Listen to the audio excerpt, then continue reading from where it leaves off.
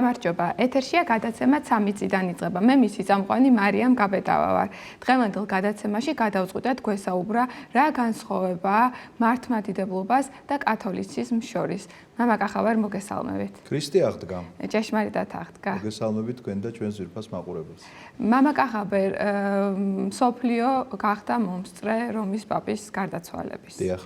სწორედ ამასთან დაკავშირებით გადავწყვიტე რომ დღევანდელი ჩვენი სასაუბრო ყოფილიყო რა სხვაობაა მართლმადიდებლობას და კათოლიციზმს შორის, იმიტომ რომ ჩემს ირგვლივ მოკლედ აკლებულია სოციალური ქსელი თუ პირადი დიალოგები ამ თემაზე, რატომ თქვათ არ შეიძლება რომ ვიყოთ ერთად, რა ძირითადი განსხვავებაა და რა საერთო გვაქვს ჩვენ.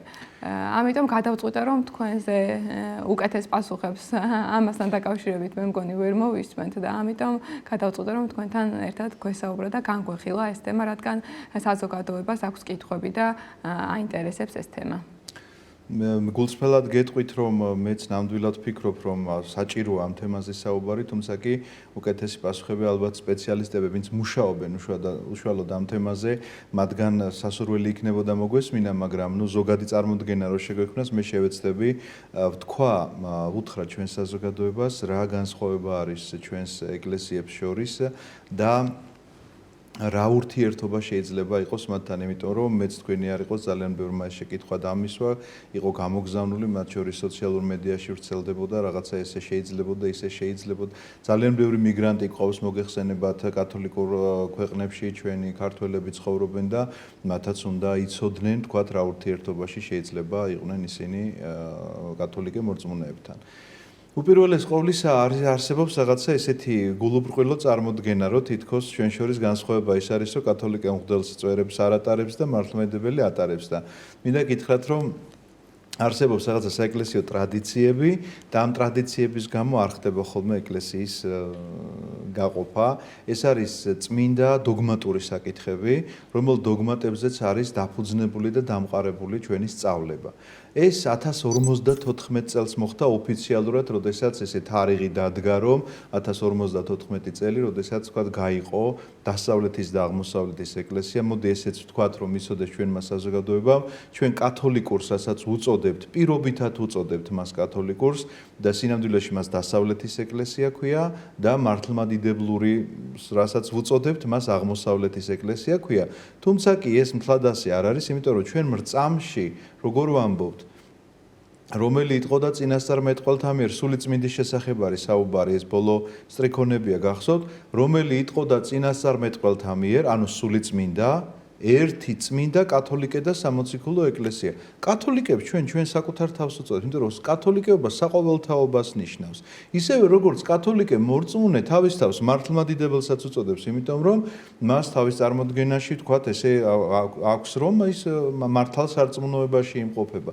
თუმცა კი ეს 1054 წელი, როდესაც დადგა რომ ოფიციალურად თქვათ რომის ეკლესია და კონსტანტინოპოლის ეკლესიამ ერთმანეთთან ლოცვითი კავშირი გაწყვიტეს, იქამდე ამას ძალიან დიდი ისტორია უძღოდა და ეს ერთი და ორი დღის ისტორია არ არის.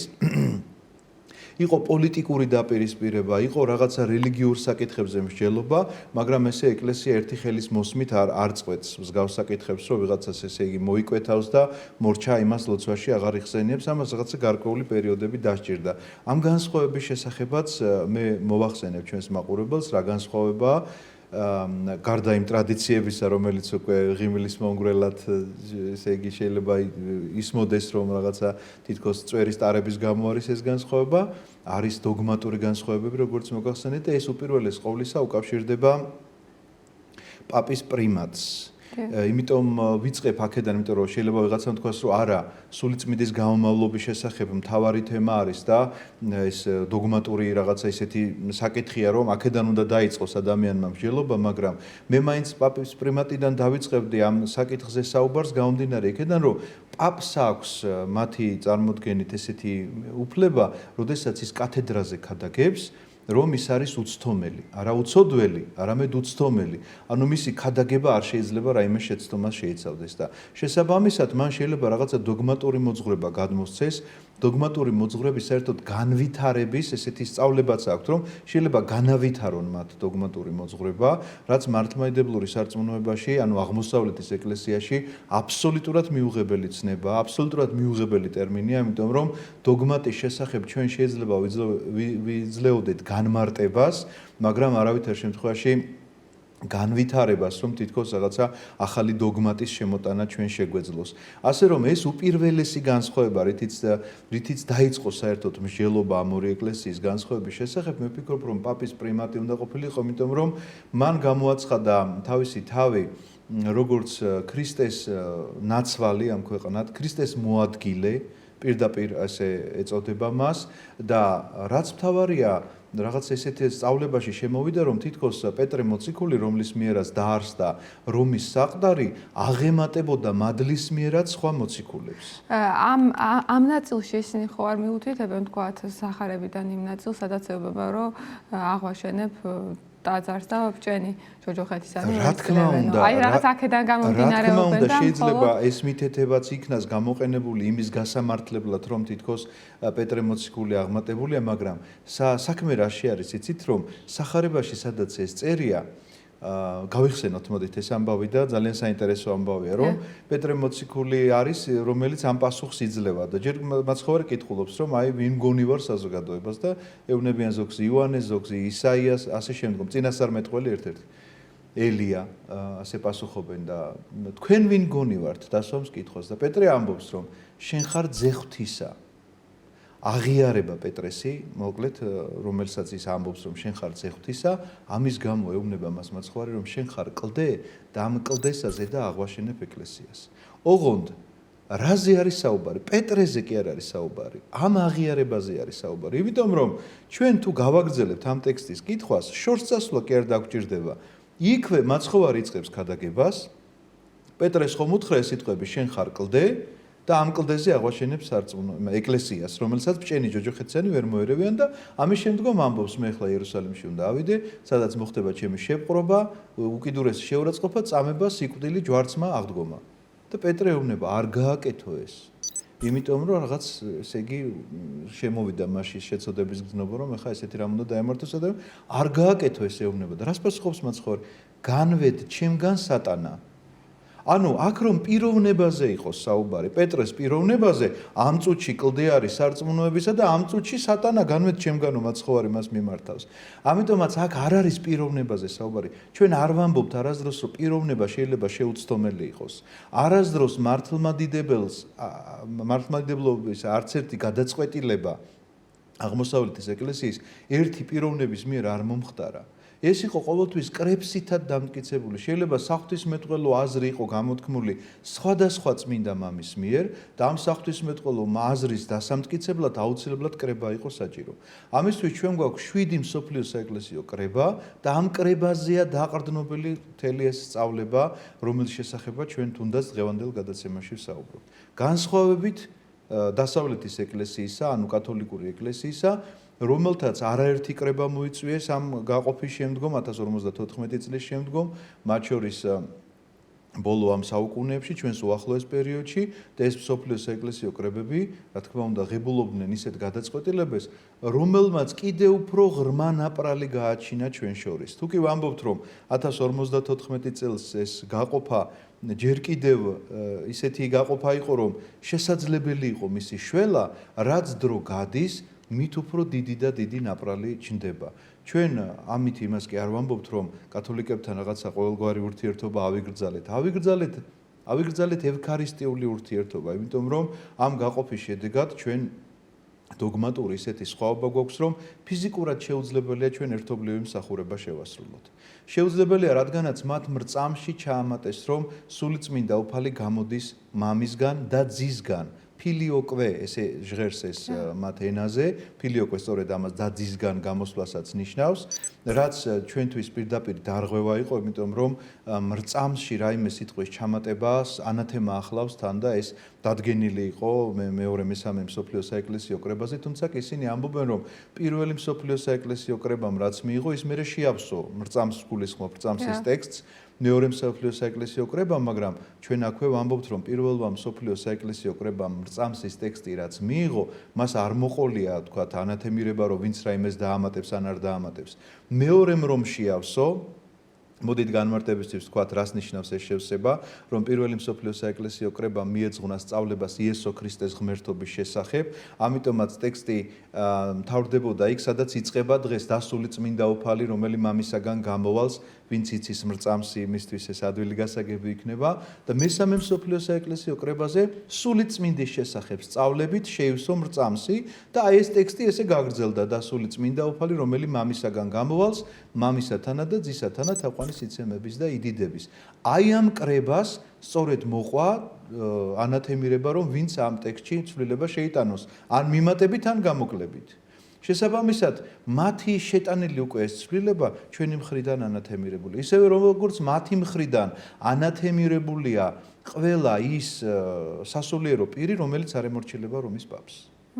შესაბამისად, ამ ორ ეკლესიას შორის გითხარით, რომ ეს ნაპრალი კიდევ და უფრო მეტად რაღაცნაირად ღრმავდება, ღვივდება ამ 1054 წლის შემდგომ. იქამდე თუ კი იყო რაღაცა მცდელობები, ეს ყველანაირი მცდელობა დღევანდელ დღეს არ ვიცი. მე მართალი გითხრათ, არ მაქვს ახლა ამისი ხედვა, როგორ შეიძლება და რანაირად მოგვარდეს, გარდა ერთისა, რომ ამას უნდა ახდეს სინანული და ამ დოგმატების ეგრეთ წოდებული დოგმატების გაუქმება, რომელსაც არ ცნობს მართლმადიდებლური სამყარო. თუმცა კი ეხლა უნდა გადავიდე იმ თემაზე, ეს დოგმატები ძალიან ბევრია და კიდე შეიძლება გავიხსენოთ მათ შორის ყოვლადწმინდა ღვთისმშობლის შესახებ. აი მე მინდოდა მეთქვა, რომ ყოვლადწმინდა ღვთისმშობელზეც ისინი თვლიან, როგორც მე მაქვს ინფორმაცია, რომ უცოდველია. დიახ, უცოდველია, უბიწოდ ჩასახულია, შესაბამისად გამოდის, რომ ყოვლადწმინდა ღვთისმშობელს გამოხსნა არ სჭირდებოდა. და ჯვარცმით რომ ღვთისმშობელიც გამოიხსნა, ამას არ აღიარებენ. ეს იქედან ხო არ გამომდინარეობს, რომ მე ის დოგმატი გამართლებული იყო, რომ პაპიც უცოდველია. აი, ჩემთვის ფიქრობდი უბრალოდ. არა მგონია, რომ ეს ესე იყოს, უბრალოდ ეს ძალიან გვიანდელი სწავლებაა. მათი ერთ-ერთმა პაპმა იქადაგა ეს ყოვლადწმინდა ღვთისმშობლის ქებას ასხავდა მოკლედ ამბიონიდან და ამ ქებაში მივიდა მოკლედ იქამდე, რომ ყოვლადწმინდა ღვთისმშობელიც უბიწოთ არის ჩასახული და მას არ ქონდა. ჩვენ ვამბობთ, რომ ყოვლადწმინდა ღვთისმშობელი ყოვლითურთ ჩვენი მსგავსია, უბრალოდ ვამბობთ, რომ პიროვნება არის ისეთი, რომ პიროვნებას არ ქონია ცოდვა, არ ჩადიოდა ცოდვას პიროვნება, ანუ პიროვნულ არჩევანს ის ესეც აკეთებდა და ამიტომაც არის ის ესეთი განსაკუთრებული და ის რომ თქვა რომ ის უბიწოდ ჩასახულია და ესე იგი უცოდველია, გამოდის რომ ვაკნინებთ ჩვენ, კი არ განვადიდებთ ამითი ყოვლადწმინდა ღვთისმშობელს. პირიქით ვაკნინებთ ჩვენ ამ პიროვნებას. ამიტომაც ესეც რაღაცა მათი დოგმატი, ასევე დოგმატია განსაწმენდელის შესახებ სწავლება, რომ თითქოს და არსებობს ჯოჯოხეთსა და სამოთხეს შორის რაღაცა მესამე მდგომარეობა, რომელსაც განსაწმენდელი ეწოდება და იცით როგორი წარმოდგენა, ვთქვათ 10 წელი თუ ვწოდავდი, 10 წელი მერე განსაწმენდელში ვიქნები და ამის შემდგომ ხო სამოთხეში მომიწევს. ისე გამოდის, რომ საერთოდ არ მჭირდება იესო ქრისტეს გამოხსნა. მაშინ ვიცხოვრებ აქ ის თუ ასე ანგარიშის მიხედვით არის ჩვენი ესე იგი რელიგიური ცხოვრება, მაშინ ესე ვიანგარიშებ, რომ ეხლა 10 წელი ხო ვწოდე, მე 10 წელი ხა ჯობს აქ არ მოვიკლებ არაფერს, მე იქ რო 10 წელი დავიტანჯები და მე მაინც სამოთხეში მოხვდები და ასე ანგარიშის მიხედვით არასდროს არ აღმოსავლეთის ეკლესია, ანუ მართლმადიდებლური სამყარო არასდროს არ მსჯელობს. სხვა უამრავი კიდევ შეიძლება იქნას ძირითადი რაღაცა არის 8 თუ 9 ესეთი განსხვავება, მაგრამ თქვათ იქ ინდულგენცია, იქ რაღაც კიდევ სხვა უამრავი ესეთი სწავლება, რომელიც აბსოლუტურად მიუღებელი იყო ჩვენი აღმოსავლეთის ეკლესიისთვის, მართლმადიდებლური სამყაროსთვის, მაგრამ მიუხედავად ამისა, ეს ურთიერთობა, დიპლომატიური ურთიერთობა ყოველთვის რჩებოდა ჩვენ შორის და ბუნებრივია უნდა რჩებოდეს კიდეც. ხო, თუნდაც ახლა საქართველოსთან რომ იყო ჩვენგან წარმომადგენლობა წასული. რა თქმა უნდა, ეს აბსოლუტურად მოთქმა. ხო და აი მე მინდოდა რომ მარტო დოგმატებზე რო არ გამოგვივიდეს საუბარი, აუცილებლად უნდა ვთქვათ ამ თემის შესახებაც, იმიტომ რომ საზოგადოებას ჰქონდეს სწორი ცნობიერება. ჯერ ერთი უნდა ვიცოდეთ, რომ წეღან ვახსენებთ ჩვენი ქართველები, ჩვენი თანამემამულენი, რომლებიც კათოლიკურსა მათ შორის იტალიაში ცხოვრობენ და ტაძრები ძირითადად კათოლიკებმა დაუძმეს. როგორ შეიძლება მათი მადლიერები არ ვიყოთ? როგორ შეიძლება არ გადაუხადოთ მათ მადლობა, რომ დიდი უზარმაზარი ტაძარი მათ შორის ქალაქ რომში, ცენტრალურ ადგილას, სადაც ჩვენი ქართველი მოძღვარი არქიმანდრიტი იოანე მსახურობს, დაუთმეს სრულიად უსასყიდლოდ ამდენი წლის განმავლობაში იქ მიმდინარეობს ქართული წირვა-ლოცვა. რომელი ერთი ქალაქი და ქვეყანა ჩამოვთვალო, რომ მათ ესე უსასყიდლოდ გადასცეს ქართველებს და იქ ქართული წირვა-ლოცვა მიმდინარეობს. როგორ შეიძლება არ გქონდეს ჩვენ მათთან ურთიერთობა და როგორ შეიძლება ვთქვათ, რომ პაპის გასვენებაში არ უნდა ჩასულიყო ქართული დელეგაცია. რა თქმა უნდა ჩასულიყო და ჩავიდნენ კიდეც და არსებობს პროტოკოლური დასწრება რაღაცა გარკვეულ რიტუალზე, მათ შორის გასვენებაზე, მათ შორის წირვაზეც კი. ეს არ ნიშნავს წირვაში თანამონაწილეობას.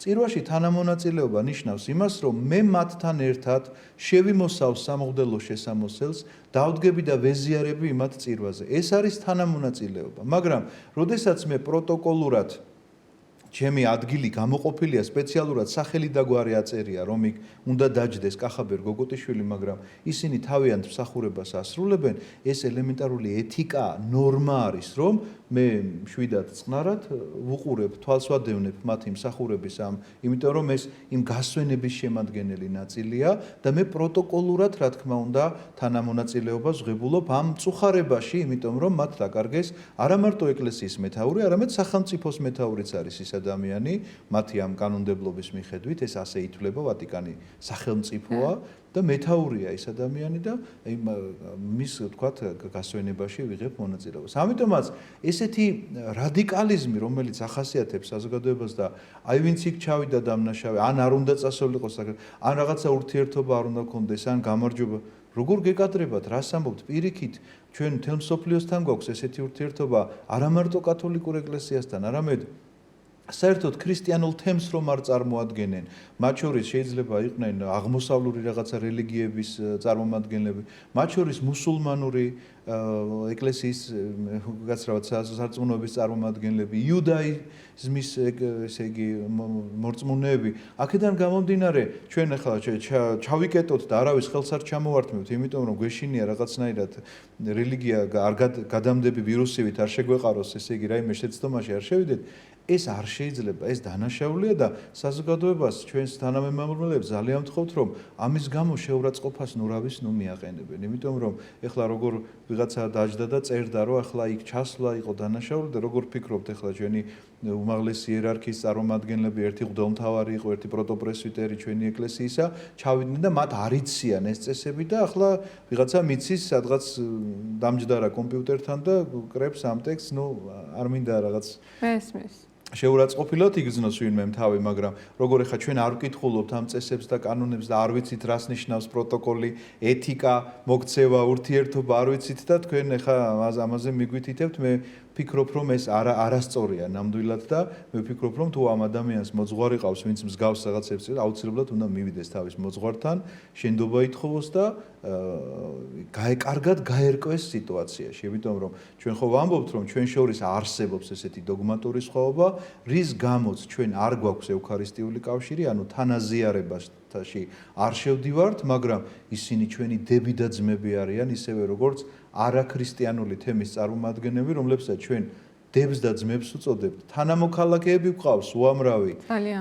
კათოლიკური ეკლესიის წევრებიც, მუსულმანური სამყაროს წარმომადგენლებიც და რა ვიცი, სხვადასხვა ძალიან მრავალფეროვანია მოგეხსენება ჩვენს ქვეყანაში და ერთ უბანშია თავმოყრილი ყველა სალოცავი თბილისში და ამის გამო არავინ არასდროს არავის არ ზდევნიდა და არ ლანძღავდა რაც მთავარია, იმიტომ რომ თავისუფალი აქვს ადამიანს არჩევანი და თვითონ გადაწყვეტს და მიიღებს გადაწყვეტილებას სად და როგორ რომელი ეკლესიის აღსარებელი იყოს. ასე რომ ამის გამო ნოაწყენინებენ ადამიანები ერთმანეთს, მათ უნდა იცოდნენ რომ არსებობს განსხვავება, ამ განსხვავების გამო კიდევ ერთხელ შეიძლება ვიმეორებ, მაგრამ კარგად გასაგები რო იყოს, ჩვენ არ შევდივართ თანაზიარებაში და არც ისინი შემოდიან უნდა გითხრათ ჩვენთან თანაზიარებაში, მაგრამ არსებობს ეთიკა, ურთიერთობისა, პროტოკოლი ამ ურთიერთობისა, რასაც ჩვენ ვიცავთ და მე პირიქით სიამაყით ვამბობ, რომ ამას ვიცავთ და მინდა გავიხსენო ასევე არ შეიძლება მადლობა არ ითქვას კონკრეტულად ამაც გარდაცვლილი პაპის მიმართ, რომ ის საქართველოში ვიზიტის დროს ისეთი შეფასება გააკეთა ჩვენი კათოლიკოს პატრიარქის მიმართ. ამის შემდგომ მე მგონი უპრეცედენტო შემთხვევა იყო, რომ სიქსტის კაპელაში სამების საკათედრო გუნდმა რამდენიმე საგალობელი წარმოადგინა. აი ამასაც იყო დიდი მithმა-მოთქმა, რომ როგორ იგალობეს. ხო და ნუ ეხლა ეს არის ვატიკანის მუზეუმი, უნდა გითხრათ და მუზეუმის ერთ-ერთი ოთახია, მოკლედ ესე ვთქვათ, სადაც არის სიქსტის კაპელა, მოხატულია მისი ჭერი, ის არ არის ტაძარი. ეს ტაძარიც რომ ყოფილიყო, ესეც არ იქნებოდა დიდი ტრაგედია, მინდა გითხრა, იმიტომ რომ მათ შეასრულეს საგალობლები, წარმოადგენეს ქართული გალობის ნიმუშები და ხალხური სიმღერის რამდენიმე ნიმუში წარმოადგენეს და აჩვენეს ქართული კულტურა და აღფრთოვანებული იყო ამით არა მარტო ქართველები, არამედ მთელი მსოფლიო, ვინც კი ნახა ეს კადრები და ეს მართლა უპრეცედენტო შემთხვევა იყო, იმიტომ რომ სიქსტის კაპელას ასე არ უთმობენ გუნდებს, რომ მათ რაღაცა თავიანთი ნაწარმოებები წარმოადგინონ, თავიანთი ქვეყნები წარმოადგინონ.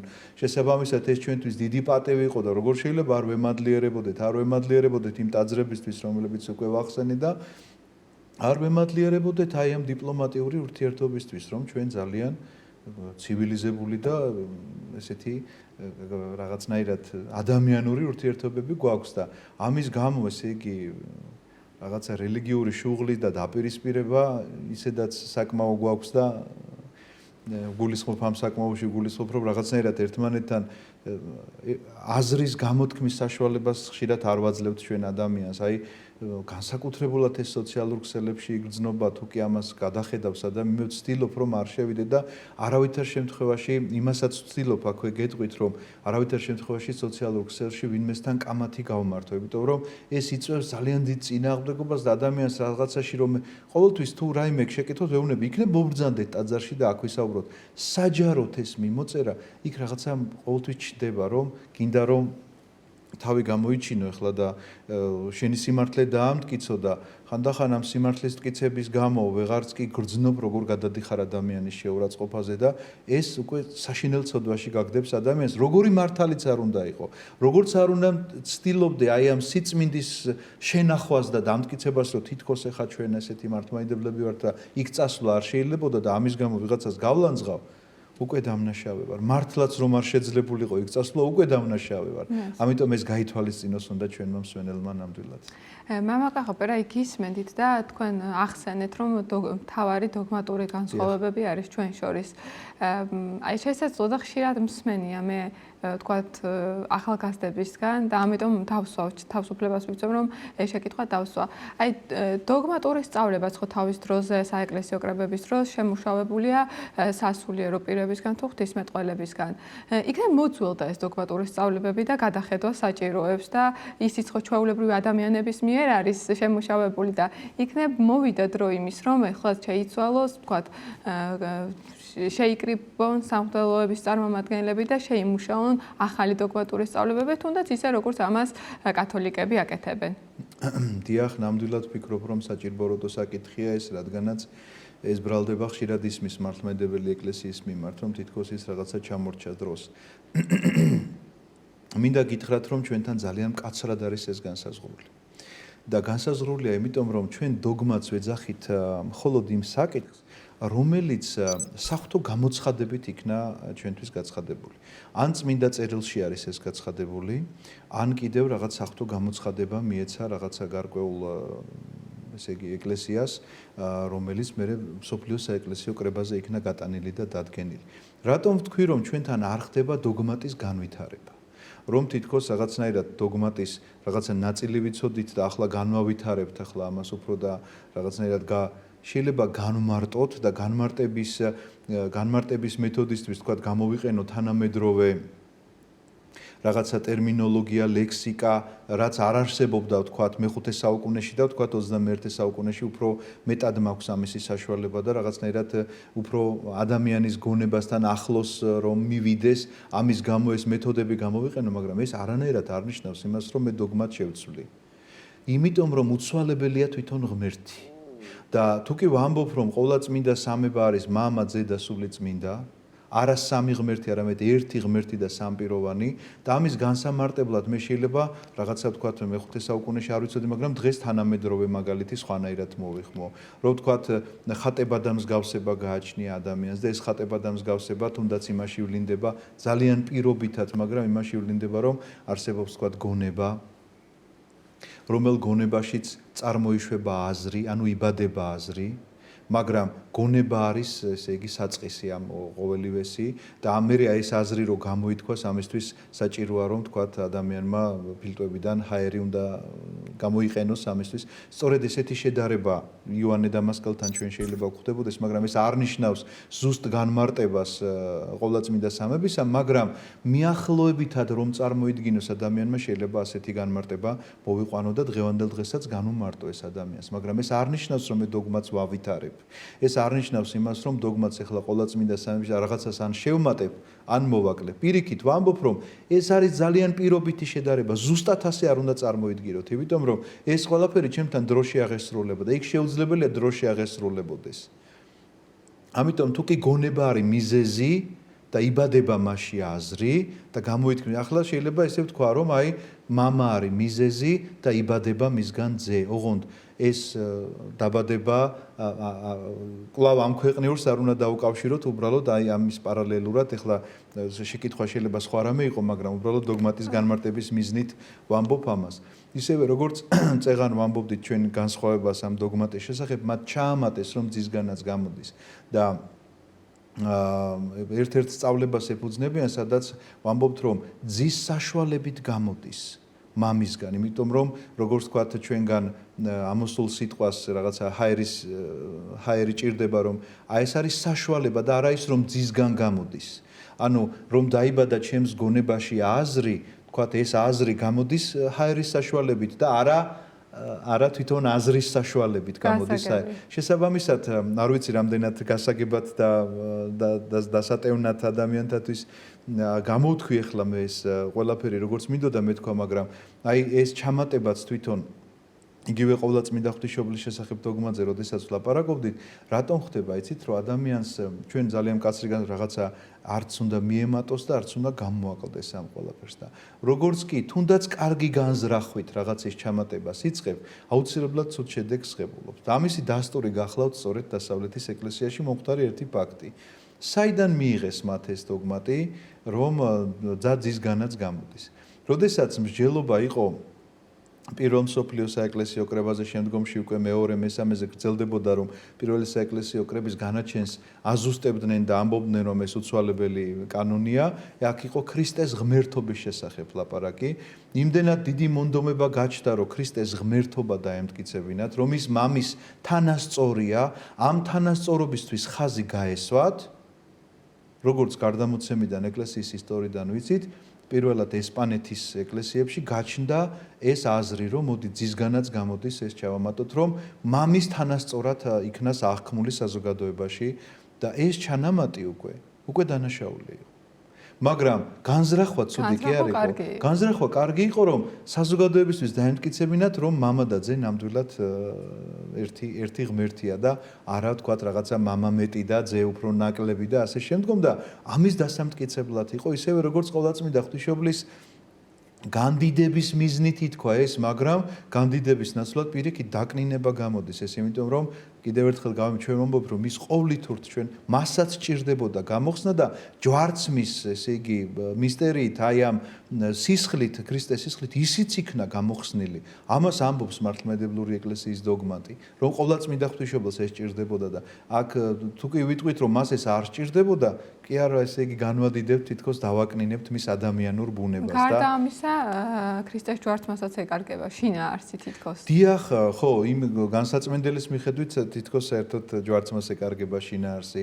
იქ რომ პაპი ესე იგი თავია ეკლესიისა, გამოდის რომ ქრისტე საერთოდ აბა მაშინ თითქოს უხილავი თავი ქრისტეა და ხილული თავი პაპი არის და მისი ნაცვალი თქვათ ამ ქვეყნად პაპიერ რაღაცნაირად აი ეს ყველაფერი არ ჯდება იმ სწავლებაში, რომელიც სწავლება ჩვენ 7 მსოფლიო საეკლესიო კრების მიერ მიგვიღია და შესაბამისად ამ სწავლებას ჩვენ არ ვავითარებთ იმ კუთხით, როგორც უკვე მოგახსენეთ, რომ თითქოს და რაღაცნაირად ამას რაიმეს შემატება სჭირდებოდეს, არამედ პირიქით ამის განმარტებას თანამედროვე სამყაროსთვის გასაგებ ენაზე, რა თქმა უნდა, ამაზე ღვთისმეტყველები მუშაობენ, შრომობენ და ხდება დღეს ამ კუთხით წარმოჩინება, თქვათ რაღაცა დოგმატური თუ ამა თუ იმ საეკლესიო და საღვთისმეტყველო სწავლებისა, მაგრამ არავითარ შემთხვევაში ახალი დოგმატების შემოტანა და არავითარ შემთხვევაში რაღაცა ძველი დოგმატის თითქოს განვითარება. ძალიან დიდი მადლობა მამაკა, ხაბერ კითხობ, კიდევ ძალიან ბევრი მიტრიალებს თავში, მაგრამ ვფიქრობ საკმაოდ ესეთი გადაცემა, მსუყე გადაცემა გამოგვივიდა იმ კუთხით, რომ ხშირად ადამიანის გონებას, ეხლა მეც რო გისმენთ, უჭირს ხოლმე ასეთ საღვთისმეტყველო ამბებს ჩასწუდეს ბოლომდე, თუმცა ღმერთმა შეგვაძლებინოს, რომ რაც გონია და ვფიქრობთ, რომ ჭეშმარიტია, იქეთკენ ვიაროთ. ჩვენ ნამდვილად უნდა გქონდეს ეს განცდა, რომ ღმერთს უნდა ვთხოვდეთ, რომ ეს შემეცნება ჩვენში ეს არ არის მარტივი რაღაც არც ის რო თქვა საღვთისმეტყველო განათლებას მიიღებს ადამიანი და ყველაფერს გაიგებს და ყველაფერი ამას გარკვეული დრო მოღვაწეობა სჭირდება და მოღვაწეობაში ნელ-ნელა იხსნება ეს რაღაცა როგორც ბნელოთახს ფარდის გადაწევით შუქი ეფინება, აი ესე ნელ-ნელა ფარდა იწევა თითქოს და შუქი შემოდის ადამიანში, იგივე დოგმატის განმარტებაში, იგივე წმინდა წერილის განმარტებაში და ეს არ არის რაღაცა მომენტალური პროცესი, რომ გუშინ არ ვიცოდი და დღეს ყველაფერი ვიცი.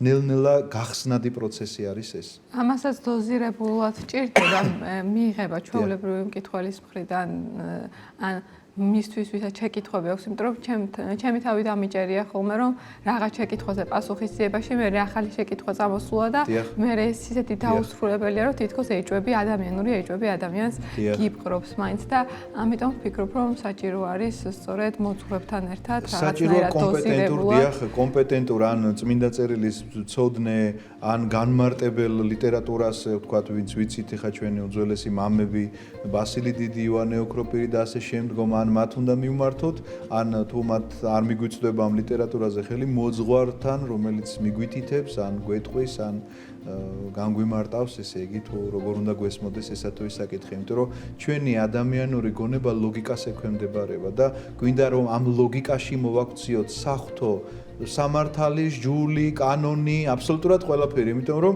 მე როგორც ჩემი გონება საზღვრავს, ისე მინდა რომ ეს ყველაფერი იყოს და სინამდვილეში ეს ასე არ არის. იმიტომ რომ ღმერთი ლოგიკას არ ექვემდებარება. ძალიან დიდი მადლობა. მადლობა თქვენ მოწვევისთვის. ასეთი იყო ჩვენი დღევანდელი გადაცემა, მე ერთი კვირით გემშვიდობებით ნახვამდის.